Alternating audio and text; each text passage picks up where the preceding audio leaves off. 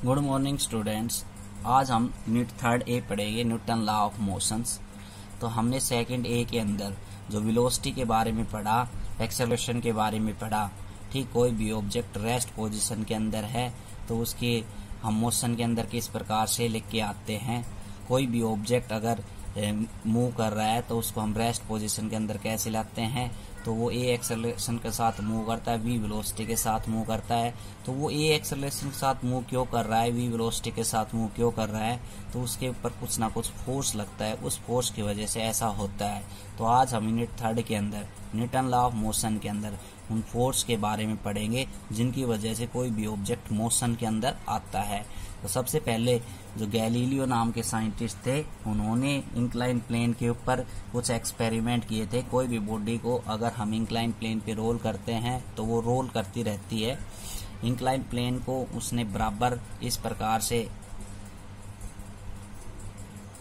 एक बॉल को रोल करवाया तो ये इस ऊंचाई तक जाती है, वापस आ जाती है। अगर इसको नीचे कर देंगे तो ये बॉल वापस यहाँ से ही और ऊंचाई पे कर देंगे इसको तो ये बॉल वापस यहाँ से आ जाएगी। एक बॉल को अगर हम इसको इंक्लाइन प्लेन को इस प्रकार से कर देते हैं, नीचे की तरफ बॉल को रोल करवाते हैं तो बॉल फर्श के ऊपर रोल करती हुई जाएगी और एक जगह पे रुक जाएगी।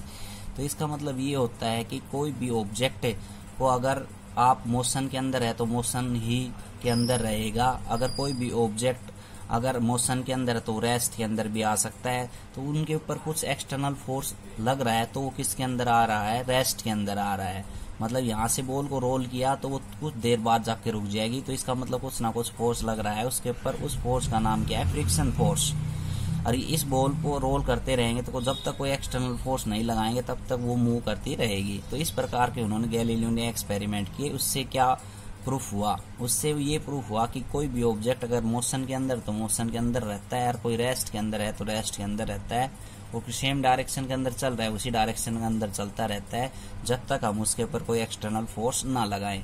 तो 9th स्टैंडर्ड के अंदर फोर्स जो है हम सिंपल भाषा के अंदर पढ़ते हैं। किसी भी ऑब्जेक्ट को पुश या पुल करें तो उसको क्या कहते हैं, फोर्स। तो यहाँ पे force is exerted on the body. Force मतलब किस लिए लगाया जाता है, ये जो आपका +1 की जो डेफिनेशन हो जाएगी, to change the position of the object, to change the direction of the object, to stop the moving object. इसका मतलब ये है कि फोर्स हम लगाते हैं इसलिए किसी भी ऑब्जेक्ट की पोजीशन को चेंज करने के लिए। ऑब्जेक्ट रेस्ट के अंदर है तो मोशन के अंदर लेके आएंगे, उसकी डायरेक्शन को चेंज करने के लिए, और वो मोशन के अंदर है तो उसको रेस्ट पोजीशन में लाने के लिए। ठीक है, ये जो स्टैंडर्ड है आपका +1 की डेफिनेशन है। अब फोर्स के बारे में आप 9th क्लास के अंदर आप पढ़ते हो कि हमने क्या किया, एक बॉक्स को फोर्स लगाया तो आगे की तरफ मोशन कर रहा है, या फोर्स लगाएंगे तभी मोशन के अंदर जाएगा। ठीक, तो ऐसे काफी एग्जाम्पल्स हैं। हमारे जो नेचर के अंदर काफी प्रकार के फोर्स पाए जाते हैं, लेकिन हमने +1 की फर्स्ट यूनिट के अंदर आपको ये बताया था सिर्फ 4 फंडामेंटल फोर्स है नेचर के अंदर। इसमें पूरी फिजिक्स डिफाइन की हुई है। बाकी जो फोर्सेज हैं बहुत प्रकार के फोर्स होते हैं। Electrostatic force, magnetic force, strong nuclear force, weak nuclear force, 4 जो मेन फोर्स हमने आपको बताए थे। तो यहाँ पे आगे बढ़ते हैं और पहला टॉपिक पढ़ते हैं, इनर्शिया। तो फोर्स की डेफिनेशन हमने पढ़ ली, किसी भी ऑब्जेक्ट को खींचेंगे या हम धकेल लेंगे तो वो क्या है, फोर्स है। ठीक है, तो हम कॉन्टैक्ट फोर्स भी पढ़ते हैं, नॉन कॉन्टैक्ट भी फोर्स पढ़ते हैं। कॉन्टैक्ट फोर्स का मतलब ये है किसी ऑब्जेक्ट को टच करके हम उसको मोशन के अंदर लाए या रेस्ट के अंदर लाए तो उसको हम कॉन्टैक्ट फोर्स कहते हैं। नॉन कॉन्टैक्ट फोर्स क्या होता है, बिना टच किए हुए किसी ऑब्जेक्ट को हम क्या करवाएं, मूव करवाएं। जैसे मैग्नेटिक का फोर्स मैग्नेट की वजह से ऐसा होता है। तो काफी बातें हैं ये। तो हम टॉपिक पे चलते हैं, मेन पॉइंट पे, इनर्शिया। लॉ ऑफ इनर्शिया जो है, इनर्शिया के लॉज हैं, वो लॉज क्या है। फर्स्ट लॉ इनर्शिया की जो स्टेटमेंट है वो क्या है, it is the inherent property of the body which does not change themselves, that it is rest remains at rest and it is motion remains in motion.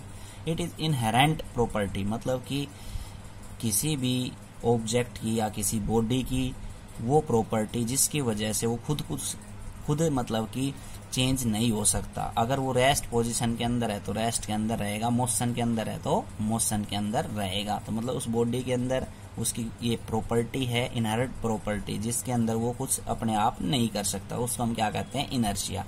Inertia ने 3 law दिए थे, inertia of rest, inertia of motion और inertia of direction. तो पहले पढ़ते हैं inertia of rest. Inertia of rest का मतलब ये होता है it is the inability of the body does not change themselves at the rest position. इसका मतलब ये है उस बॉडी के अंदर अयोग्यता है कि वो बॉडी अपने आप को चेंज नहीं कर सकती, वो रेस्ट पोजीशन के अंदर है तो रेस्ट के अंदर ही रहेगी। For example suppose we are standing in the stationary bus, हम रुकी हुई बस के अंदर खड़े हैं and the driver start bus suddenly, तो ड्राइवर क्या करता है बस अचानक से चला देता है। तो दे वी आर थ्रोन बैकवर्ड, तो हम पीछे की तरफ झटका लगता है, विद ए जर्क हमें झटका लगता है। तो our feet are in touch with the floor, हमारे पैर क्या होते हैं कि फ्लोर के साथ टच होते हैं of the bus. There is some friction between the feet and the floor, तो उसमें कुछ फ्रिक्शन रहता है अपने दोनों के बीच के अंदर, पैर और बस का जो फ्लोर होता है उसके बीच के अंदर। व्हेन बस इज स्टार्ट, तो बस इज एकदम से स्टार्ट होती है तो friction force would be enough of the accelerate our feet along with bus. तो फ्रिक्शन फोर्स क्या करवाता है, वो फर्श के साथ अपने फिट को मतलब कि आगे की ले जाने की कोशिश करता है along with the bus floor, but the rest of body remains rest. तो हमारी जो बाकी का ऊपर का हिस्सा बच गया है बॉडी का, वो किस में हो जाता है रेस्ट के अंदर। तो ड्यू टू द इनर्शिया, वो किसकी वजह से होता है, इनर्शिया ऑफ रेस्ट की वजह से। So we get thrown backward, इसलिए हमें पीछे की तरफ झटका लगता है। तो इनर्शिया ऑफ रेस्ट का एक एग्जाम्पल दिया हुआ है ये, ठीक है। Inertia measure the mass of the body, inertia क्या मेजर करता है, मास। जितना बॉडी का मास ज्यादा होगा उतना ही इनर्शिया ज्यादा होगा। इनर्शिया ऑफ मोशन क्या होता है, it is the inability of the body it does not change themselves from motions.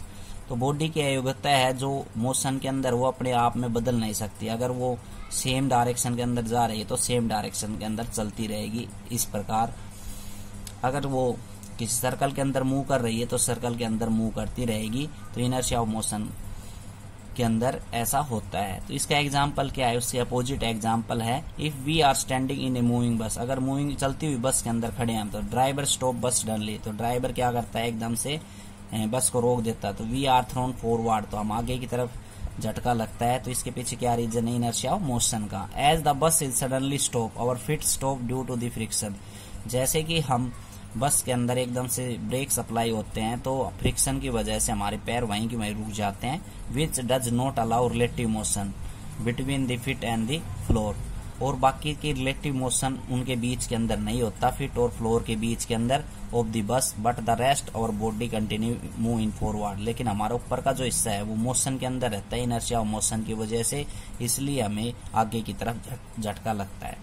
Inertia of direction, it is the inability of body do not change its direction itself. तो body की अयोग्यता होती है जो अपनी डायरेक्शन को अपने आप नहीं बदल सकती। तो इट इज मूविंग स्टेट और सर्कुलर, तो अगर वो स्टेट है तो स्टेट रहेगी और सर्कुलर है तो सर्कुलर रहेगी, ठीक है। तो until external force does not apply it, जब तक उनके ऊपर कोई एक्सटर्नल फोर्स ना लगे। तो inertia of rest, inertia of motion और इनर्शिया ऑफ डायरेक्शन, ये तीनों की एक ही प्रॉपर्टी है, इनहेरेंट प्रॉपर्टी ऑब्जेक्ट की, जो अपने आप को बदल नहीं सकती। अगर मोशन के अंदर है तो मोशन के अंदर रहेगी, अगर स्टेट डायरेक्शन के अंदर है तो डायरेक्शन के अंदर रहेगी, अगर रेस्ट पोजीशन के अंदर है तो रेस्ट पोजीशन के अंदर रहेगी। इसका एग्जाम्पल क्या है, umbrella protect us from rain, umbrella हमें रेन से बचाता है due to the property of inertia of direction, inertia of direction की वजह से। तो उसकी डायरेक्शन हम कैसे भी चेंज कर ले, लेकिन जो हमारी जो ड्रॉप्स होती है रेन की वो नीचे की तरफ ही गिरेंगी। तो ये rain drop falling vertical downward can not change their direction of motion and wets, तो भीगने से हमें बचाती है, उनकी डायरेक्शन पे कोई फर्क नहीं पड़ता और वो ड्रॉप्स वो नीचे की तरफ गिरती है। कल न्यूटन्स के लॉ पढ़ेंगे, Newton law of motion, first law, second law और थर्ड लॉ इंपॉर्टेंट है। Thank you.